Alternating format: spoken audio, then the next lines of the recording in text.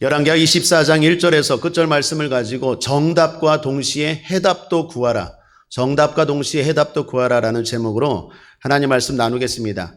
더하기를 처음 배우는 유치원 아이가 있었습니다. 선생님이 더하기를 가르쳐 주셨습니다.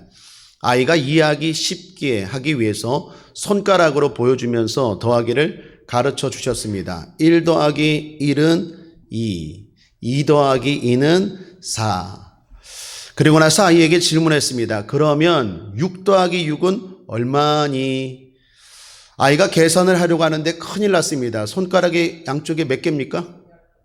5개씩이잖아요. 6 더하기를 해야 되는데 이게 6이 안 돼요. 이쪽도 6이 안 돼요. 결국 당황한 아이가 끝내 울음을 터뜨리고 말았습니다. 울면서 아이가 말했답니다. 쉬운 거는 선생님이 다 하고 어려운 건 왜 나한테 물어요? 그랬대요. 살다 보면 쉬운 문제도 있지만 내 힘으로 감당하기 어려운 문제도 있습니다. 그런데 하나님은 우리의 어려운 문제도 해결해 주시는 분인 줄 믿습니다. 그 하나님이 지금 우리와 함께 하시는 줄 믿습니다. 그런 믿음을 가지고 오늘 기도하는 저와 여러분 되길 바랍니다. 그런 믿음을 가지고 오늘 말씀을 보겠습니다.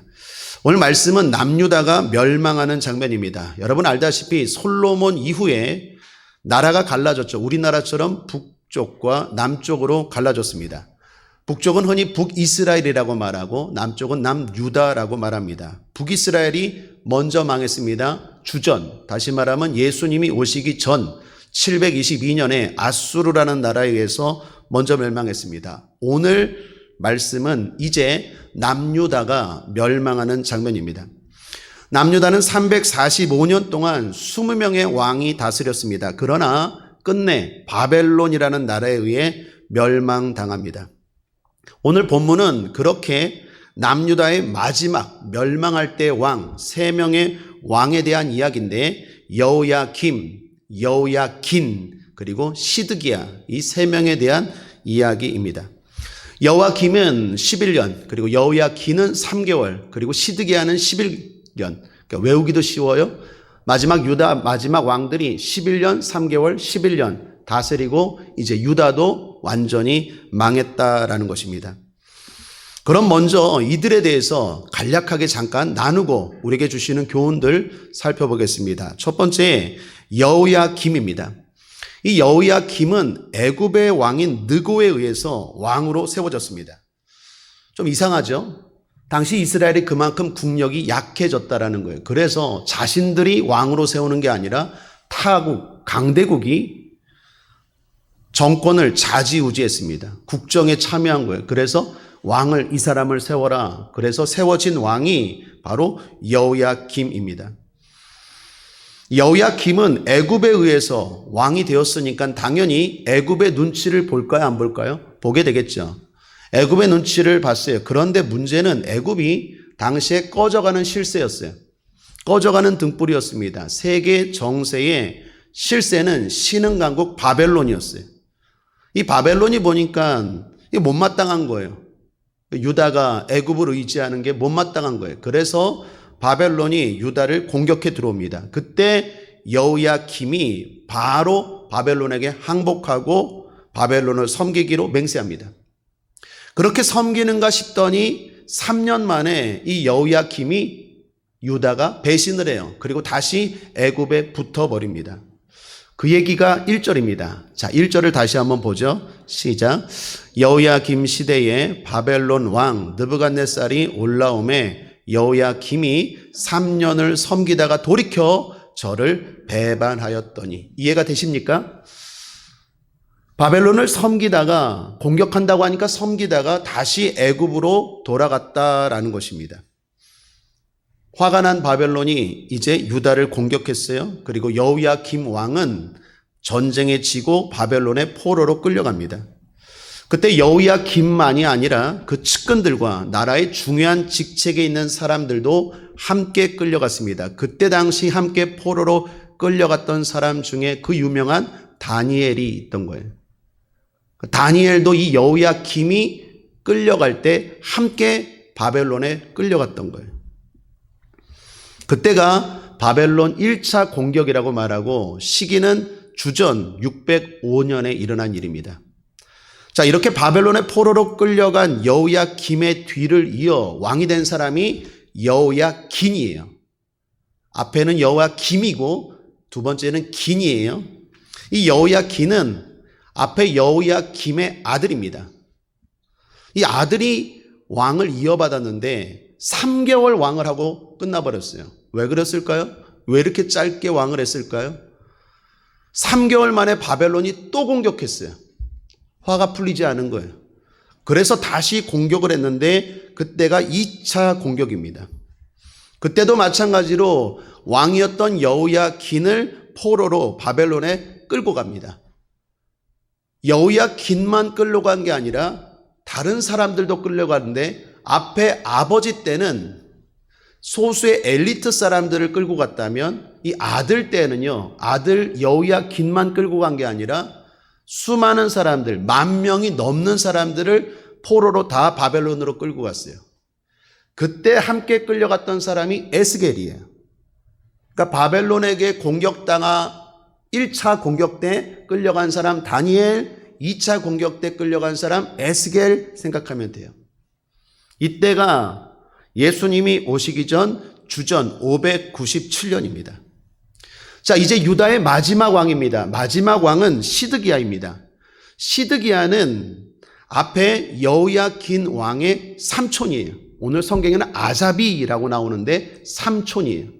다시 말하면 앞선 왕 요시야의 셋째 아들이었어요.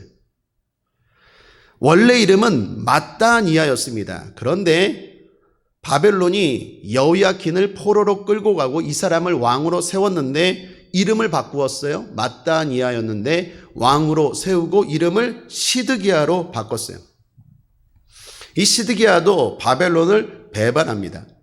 바벨론에 의해서 왕이 되었으면 당연히 바벨론을 섬길 것 같은데 바벨론을 섬기지 않고 애굽을 의지하고 다른 나라 의지하다가 또 바벨론이 화가 나서 3차 공격을 해요. 그때 이 시드기야는 좀 비참하게 자기가 보는 앞에서 아들들이 다 죽고 본인은 두 눈이 뽑혀서 포로로 비참하게 바벨론에 끌려가요. 그리고 그때 이제 남유다는 완전히 망해버려요. 이제 이스라엘은 전체 망한 거예요. 먼저 북쪽은 아수르에 의해서 먼저 망했고 이제 남유다도 3번에 걸친 바벨론의 공격에 의해서 망했다라는 것입니다. 그때가 예수님 오시기 전 주전 586년입니다. 자, 이렇게 택한 백성이었던 유다가 지금 망하는 이야기가 오늘 우리가 함께 읽은 열왕기하 24장입니다. 자, 이들은 왜 망했을까요?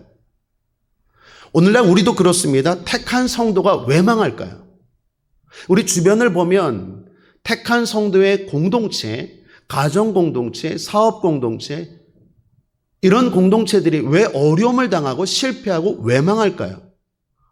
오늘 그거 한번 살펴보겠습니다. 오늘 본문을 통해서 그 이유를 한번 찾아보는 이 시간 되길 바랍니다. 3가지인데요. 첫 번째로 하나님 앞에서 답을 찾지 않았기 때문입니다. 유다의 마지막 3왕의 공통점은 모두 다른 나라를 의지했다라는 거예요. 오늘 성경을 읽어보면 이 어려운 시기에 하나님을 의지했다는 얘기가 없어요. 하나님의 백성들 아닙니까? 하나님이 세운 나라 아닙니까? 공식적으로 하나님을 섬기는 나라인데 하나님께 기도하고 하나님께 엎드렸다라는 모습이 전혀 없어요. 오직 인간적인 방법으로 문제를 해결하려고 합니다. 그래서 흔히 말하는 소위 줄타기 외교를 했어요. 바벨론 의지했다가 애굽 의지했다가 아수르 의지했다가 여러 강대국 사이를 오갑니다. 물론 힘이 없는 약소국이니까 그렇게 할 수 있지 않습니까? 라고 말할 수 있지만 그렇다 해도 먼저 하나님께 물어야죠. 하나님을 의지해야죠. 그런데 그런 모습이 없어요. 사실 이스라엘의 남유다의 20명의 왕 가운데 선대 왕이었던 히스기야나 요시야 왕은 어려울 때 하나님을 의지했어요. 그래서 그때는 하나님이 기적 같은 방법으로 승리를 주시고 보호도 해주셨어요. 그런데 이들 왕의 모습에는 그런 모습이 없어요. 그런 선조는 있는데 그런 믿음은 없었다라는 거예요. 오히려 이들 세 왕은요, 마지막 유다가 멸망할 때 이 세 왕은 하나님이 기뻐하지 않는 일만 해요. 하나님을 의지하지 않는 거는 물론이거니와 오히려 악을 행했어요. 예를 들면 3개월 왕을 했던 여호야긴에 대한 성경의 평가를 보십시오. 9절입니다. 함께 읽어보죠. 시작. 여호야긴이 그 부친의 모든 행위를 본받아 여호와 보시기에 악을 행하였더라. 여러분 3개월이면 대단히 짧은 시간 아니에요? 근데 3개월 동안 이 사람에 대한 평가가 뭐예요? 악을 행했대요. 그 짧은 시간 동안 하나님이 기뻐하지 않는 일을 얼마나 많이 했길래 성경이 이렇게 그에 대해서 평가하고 있다라는 거예요. 이 왕만이 아닙니다. 다른 왕들도 마찬가지입니다. 결국 이것이 유다의 멸망 원인이 됐어요. 사랑하는 여러분, 하나님을 의지합시다. 새롭게 대통령 당선이 되신 분이 언론에서 이런 말씀을 하시는 걸 들었습니다. 권력은 유한하고 책임은 무한하다는 사실을 1분 1초도 잊지 않고 명심하겠습니다. 참 좋은 말이고 좋은 자세라고 생각합니다. 권력은 유한하고 책임은 무한하다. 그렇습니다. 제가 이 말을 들으면서 이렇게 바꿀 수도 있겠다라고 생각했어요. 자리는 유한하고 평가는 무한하다. 사랑하는 여러분, 우리 인생이 그렇지 않습니까? 자리가 유한해요. 권력의 자리든 인기의 자리든 젊음의 자리든 금방금방 시간이 가지 않습니까? 세월이 얼마나 빠른지 몰라요. 그런데 그에 대한 하나님의 평가는 어떻습니까? 무한해요. 오늘 이 왕들을 보십시오. 3개월 왕 했는데 그에 대한 평가는요, 수천 년이 지난 우리도 알고 있고 뿐만 아니라 하늘나라 생명책에 기록되어 있다라는 것입니다. 그러므로 우리는 늘 하나님의 평가가 무한하다는 사실을 잊지 말고 살아야 하겠습니다. 그 방법이 뭡니까? 하나님을 의지하는 거예요. 우리나라를 위해 기도합시다. 우리나라 지도자가 하나님을 의지하는 사람 되고 경외하는 사람 될 수 있도록 기도하는 저와 여러분 되길 바랍니다. 무엇보다 하나님이 이분들에게 지혜를 달라고 기도합시다. 우리도 마찬가지입니다. 짧은 인생입니다. 자리도 젊음도 권력도 부여도 참 인생이 짧아요. 그렇게 인생이 짧다고 하면 흔히들 인생 무상을 이야기하죠. 헛되이. 그러나 그럴수록 성도는 어떻게 해요? 인생 무상이 아니라 인생 노력해야 돼요. 짧은 시간이기 때문에 평가가 무한하고 영원하기 때문에 이 짧은 인생 정신 차리고 좀 더 바르게, 좀 더 선하게, 좀 더 가치 있고 좀 더 의미 있는 일에 우리의 시간과 우리의 모든 것들을 기울여야 할 줄 믿습니다. 자, 둘째로 이들이 하나님 앞에 답을 구하되 정답만 구하지 말고 해답도 구해야 했다라는 것입니다. 여러분, 우리가 하나님을 의지하면 하나님이 답을 주시는데 어떤 답을 주실까요? 그것은 둘로 나눌 수 있는데 정답과 해답입니다. 둘 다를 주시기 때문에 둘 다를 구해야 한다라는 거예요. 자, 정답과 해답이 뭘까요? 이 둘은 같은 의미이지만 미묘한 차이가 있어요. 정답은 답 자체인 반면에 해답은 답에 대한 풀이와 방법까지 포함한 개념입니다. 또한 정답은 유일하게 정해진 것이라면 해답은 다양한 해결책을 포함한 개념입니다. 그런 측면에서 우리는 하나님께 둘 다 구해야 한다라는 거예요. 자, 이해를 돕기 위해서 설명 한번 해보죠. 예를 들어 이스라엘 백성들이 여리고성 앞에 섰을 때를 생각해 보십시오. 여호수아 6장 이야기예요. 이스라엘 백성들이 가나안 땅에 들어왔는데 여리고성 앞에 있었습니다. 그때 이들이 어떻게 합니까? 하나님을 의지하죠.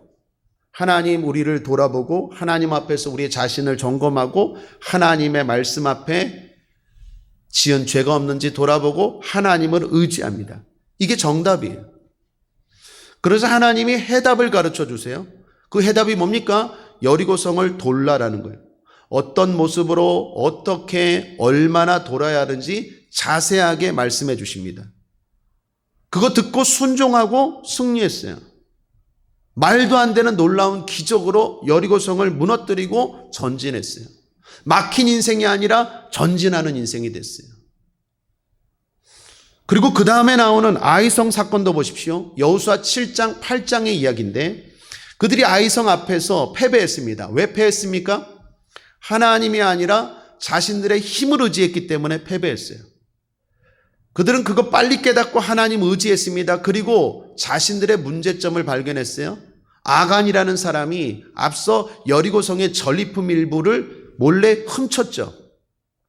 하나님은 여리고성에서 승리를 주신 후에 다 진멸하라 말씀하셨는데 아간이 이를 어기고 몰래 훔친 거예요. 이걸 이스라엘 백성들이 깨달았습니다. 여기까지가 정답이에요. 여러분, 정답은 뭡니까? 하나님을 의지하고 내 자신을 말씀에 비추어 살펴보는 거예요.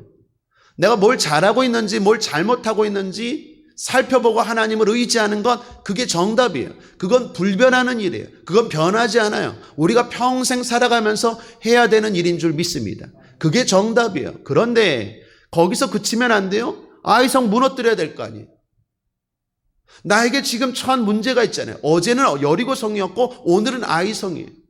여러분의 문제를 보면 어제는 질병의 문제였고 오늘은 자녀의 문제예요. 내일은 또 장막의 문제가 생기고 문제가 여러 가지 다르잖아요. 그때마다 하나님은요, 해답도 주신다니까요. 여리고성에서의 해답은 뭐예요? 돌아라. 제사장 앞에 쓰고 그 다음 법궤 그리고 뒤에 백성들 따라가고 앞에 나팔 불고 예배 대용으로 하루에 한 바퀴씩 침묵하고 돌아라. 이게 하나님의 해답이었고 순종하고 돌았더니 여리고성이 무너졌어요. 아이성도 그렇게 했습니까? 아이성은 그렇게 하지 않았어요? 하나님의 해답이 달랐어요. 그때는 뭐라고 말합니까? 매복해라. 매복해라. 그리고 작전을 지시하세요. 여호수아가 그걸 듣고 백성들에게 전하죠. 여호수아 8장 3절 4절에 보면 이에 여호수아가 일어나서 군사와 함께 아이로 올라가려 하여 용사 3만 명을 뽑아 밤에 보내며 그들에게 명하여 가라되 너희는 성읍 뒤로 가서 성읍을 향하고 매복하되 그 성읍에 너무 멀리하지 말고 다 스스로 예비하라. 그러니까 여리고성은요 기적적으로 무너뜨렸고 아이성은요 머리로 무너뜨렸어요.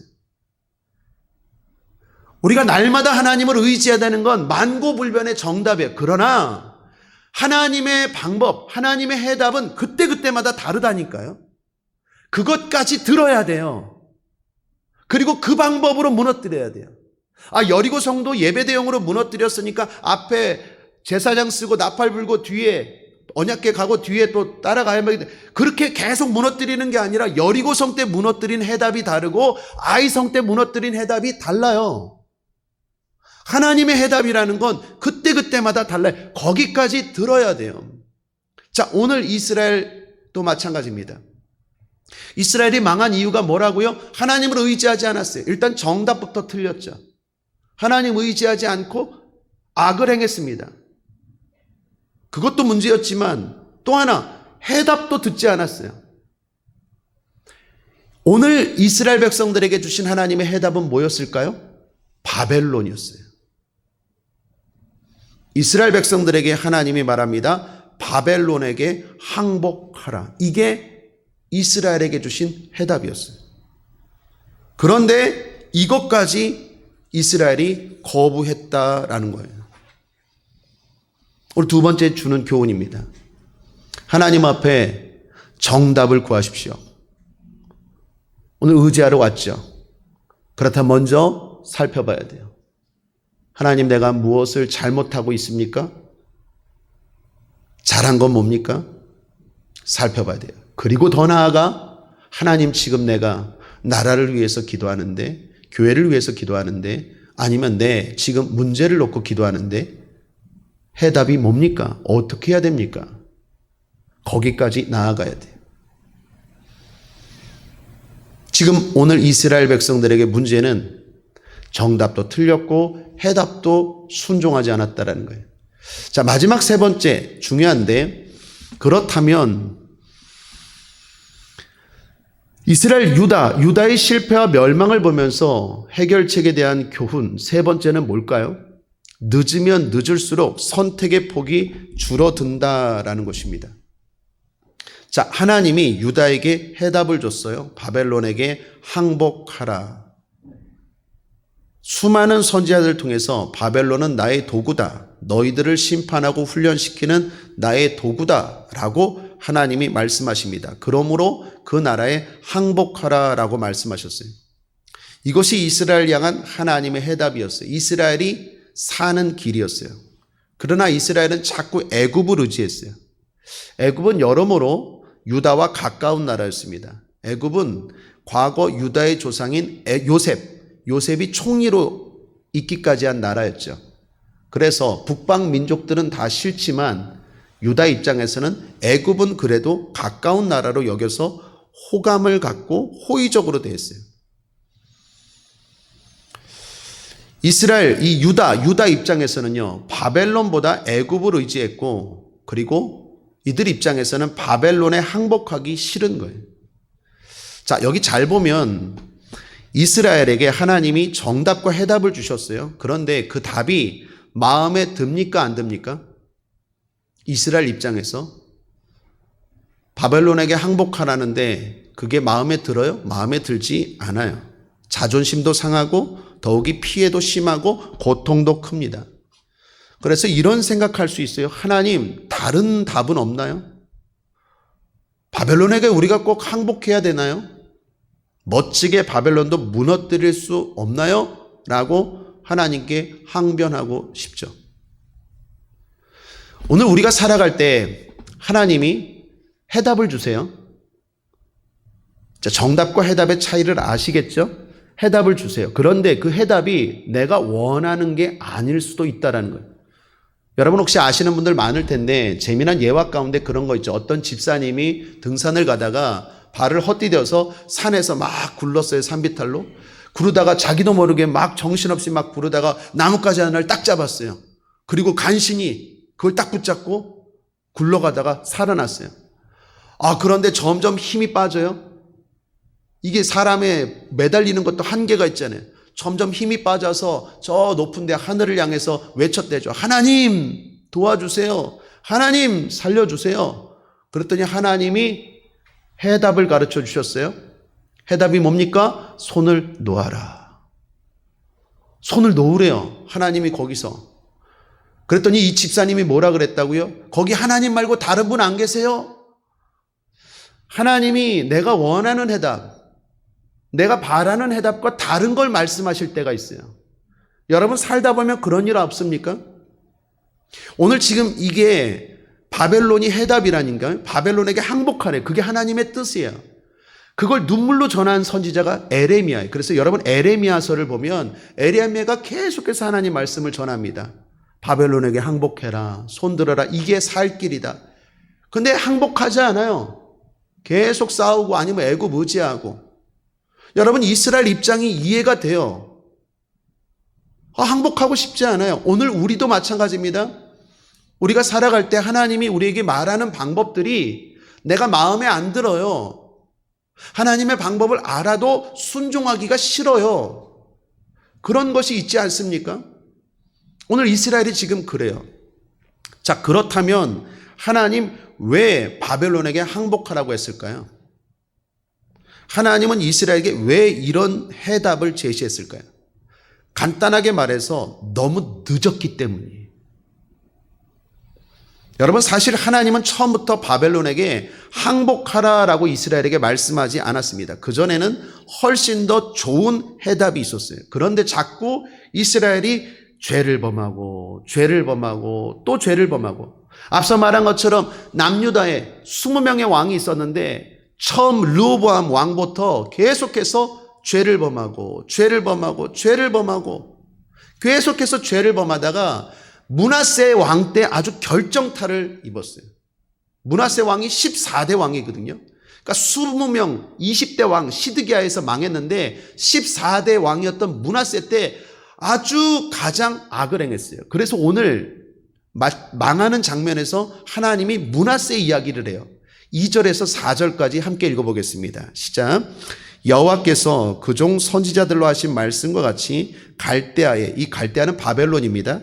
바벨론의 부대와 아람의 부대와 모압의 부대와 암몬 자손의 부대를 여호야김에게로 보내어 유다를 쳐 멸하려 하시니 이 일이 유다의 임함은 곧 여호와의 명하신 바로 저희를 자기 앞에서 물리치고자 하심이니 이는 므낫세에 지은 모든 죄로 인함이며 또 저가 무죄한 자의 피를 흘려 그 피로 예루살렘에 가득하게 하였음이라 여호와께서 사시기를 즐겨하지 아니하시니라. 여러분, 므낫세는요 14대 유다의 왕으로서 55년간 다스렸는데 가장 악한 왕이었어요. 가장 통치 기간이 길었는데 그 긴 통치 기간 동안 온갖 죄를 다 저질렀어요. 그런데 문제는 므낫세만 저지른 게 아니라 그 왕들의 죄가 계속 쌓였다라는 거예요. 결국 므낫세 왕에 와서 피크, 절정을 이루었다라는 거예요. 그때가 14대 왕이에요. 그리고 나서 이제 하나님은 이스라엘을 사랑하지만 해답은 안 되겠다. 바벨론의 포로로 끌려가서 70년 동안 훈련받고 다시 태어나게 해야겠다. 이게 하나님의 해답 방법이었어요. 자, 여기서 우리에게 주는 중요한 교훈이 있습니다. 늦게 돌이킬수록 선택의 폭이 좁아져요.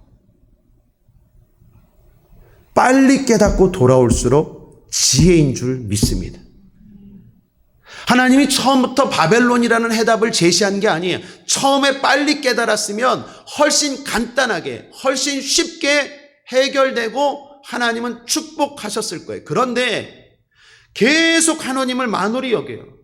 하나님의 말씀을 전하는 선지자들 죽이고 거부하고 계속 그 악행을 저지르고 하나님이 참다가 이제는 사기를 즐겨하지 아니하시니라 마음먹었어요. 그리고 이제 해답은 바벨론 포로로 끌려가는 것밖에 없어요. 여러분, 우리가 이 땅을 살아가면서 하나님 앞에 신앙생활할 때도 마찬가지입니다. 하나님은 저와 여러분이 망하기는 것이 아니라 흥하기를 원하시는 줄 믿습니다. 그래서 좋은 길을 제시하는 줄 믿습니다. 하나님을 의지하십시오. 그게 정답이에요. 그리고 살피시오. 그게 정답이에요. 그 다음에 하나님이 해답을 주시는데 그 해답이 늦으면 늦을수록 자꾸 내 마음대로 살다가 늦게 돌아오면 돌아올수록 더 나쁜 조건, 더 나쁜 기회, 나쁜 선택만 남는다라는 거예요. 바벨론 포로로 끌려가기 전에, 그 방법 전에 유다는 빨리 깨달았어야 돼요. 그렇지 않고 버티다가 결국 유다는 큰 고통을 당하더라라는 것입니다. 회개의 시기가 있습니다. 돌이킴의 시간이 있어요. 늦으면 늦을수록 선택의 폭이 줄어든다라는 것입니다. 더 좋은 선택의 기회가 있을 때 돌아오는 것이 지혜입니다. 그렇지 않으면 하나님의 해답은 우리에게 더 안 좋은 것이 된다라는 거예요. 시편에 보면 이런 말씀이 있습니다. 시편 90편 12절에 우리에게 우리날 계수함을 가르치사 지혜의 마음을 얻게 하소서. 우리의 마음에 하나님의 시간들을, 하나님의 기회들을 계수할 수 있는 지혜가 있어야 돼요. 하나님은 사랑이 많으셔서 오랫동안 참으세요. 유다를 향해서 자그마치 300년 이상을 참으셨어요. 그러나 분명히 기억해야 되는 건 하나님은 오래 참는 거지 끝까지 참고만 있지 않아요.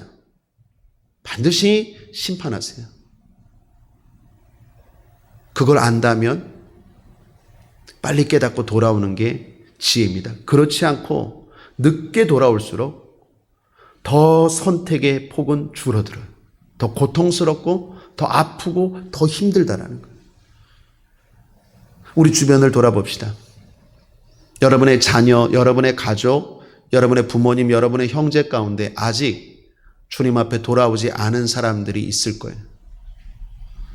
분명히 우리가 눈물로 기도하기 때문에 분명히 언젠가는 하나님이 그들을 굴복시키고 돌아오게 할 줄 믿습니다. 그런데 늦게 돌아오면 돌아올수록 아픔이 커요. 고난이 커요. 그거 잊지 말아야 돼요. 우리는 우편강도 이야기하기를 좋아해요. 마지막 죽기 전에 예수님 나를 구원하여 주옵소서. 그리고 천국 간 우편강도. 우편강도는 하나님의 사랑을 보여주는 것이 절대로 우리의 모델은 아니에요. 그거 기대했다간 큰일 나요. 우리는 그것이 아니라 오히려 빨리 깨닫고 빨리 주님 의지하고 간신히 커트라인을 넘는 게 아니라 아예 들어가서 1등하고 장학금 받는 게 우리의 목표인 줄 믿습니다. 그러므로 사랑하는 여러분, 하나님을 의지하십시오. 그리고 하나님이 제시하시는 좋은 해답을 빨리 들으십시오. 그때마다 해답을 들으십시오. 하나님이 기적적으로 여리고성처럼 무너뜨릴지 아니면 내 지혜와 내가 가진 힘을 가지고 작전을 통해서 아이성처럼 무너뜨릴지 오늘 이 밤에 하나님 앞에 구하십시오. 어제 장막의 문제는 여리고성처럼 해답을 주셨다면 오늘 질병의 문제는 아이성처럼 해답을 주실지도 몰라요. 중요한 건 빠르면 빠를수록 하나님을 의지하는 것이 빠르면 빠를수록 그 해답은 좋은 것이 될 줄 믿습니다. 지혜왕 솔로몬이 전도서에서 이런 말씀하죠. 전도서 12장 1절에 너는 청년의 때 곤고한 날이 이르기 전 나는 아무 낙이 없다고 할 해가 가깝기 전에 너의 창조자를 기억하라. 고난의 때가 심해지기 전에 하나님을 기억하고 하나님을 의지할 줄 알고 거기서 정답을 찾고 거기서 해답을 받는 자가 지혜로운 자인 줄 믿습니다. 그래서 오늘 저와 여러분이 지혜로운 자인 줄 믿습니다. 정답을 들으시고 해답도 받게 되는 이 밤 되기를 주님의 이름으로 축복합니다. 유대인들은 지혜의 민족이죠. 13살 성년이 되면 꼭 선물하는 게 있다고 합니다. 손목시계. 유대인들은 다 손목시계를 선물한대요. 왜 그럴까요? 기회의 소중함, 시간의 소중함을 깨닫게 하기 위해서. 지금이 기회입니다. 지금이 구원받을 만한 기회고 지금이 은혜가 임할 기회입니다. 오늘 이 밤에 여러분의 문제에 대한 하나님의 답이 임하는 기회의 시간인 줄 믿습니다. 지금 빨리 돌이키고 지금 빨리 끊을 거 끊고 지금 더 좋은 모습으로 살고 결단하고 더 나아가 이제 하나님이 내 삶의 문제를 해결하실 해답을 듣게 되길 바랍니다. 주님은 우리를 사랑하시는 분인 줄 믿습니다. 말씀을 정리합니다. 하나님은 우리가 망하기를 원치 않으십니다. 하나님은 반대입니다. 우리가 흥하기를 원하십니다. 영혼도 범사도 육체도 흥하기를 원하십니다. 우리의 공동체도 흥하기를 원하십니다. 직업도 학업도 사업도 가정도 흥하기를 원하십니다. 그래서 우리에게 답을 주십니다. 그 답은 하나님이라는 정답과 그때마다 제시해주는 해답으로 나눌 수 있습니다. 우리는 정답뿐만 아니라 해답도 구해야겠습니다. 무엇보다 시행착오를 겪지 말고 빨리 구해야겠습니다. 먼저 구해야겠습니다. 오늘 이 밤이 저와 여러분에게 그런 복되고 지혜로운 밤 되기를 주님의 이름으로 축원합니다. 문제가 해결될지어다, 소원이 이루어질지어다, 질병이 치료될지어다, 길이 열릴지어다, 하나님의 응답이 임할지어다. 믿습니까? 아멘. 기도하겠습니다. 좋으신 하나님 아버지 감사합니다. 오늘 이 시간 우리를 사랑하시는 하나님 아버지 앞에 답을 구합니다. 정답을 구합니다. 해답을 구합니다. 아버지 하나님, 주님 앞에 속히 먼저 엎드려 시간 낭비, 세월 낭비, 능력 낭비, 에너지 낭비 하지 않고 하나님의 답을 구하는 하나님의 자녀들에게 길을 제시하여 주옵소서. 답을 주시옵소서. 정답도 주시고 무엇보다 해답도 주셔서 우리 인생이 막힌 인생이 아니라 전진하는 인생, 나아가는 인생 되게 하여 주시옵소서. 감사드리며 예수님의 이름으로 축복하고 기도했습니다. 아멘.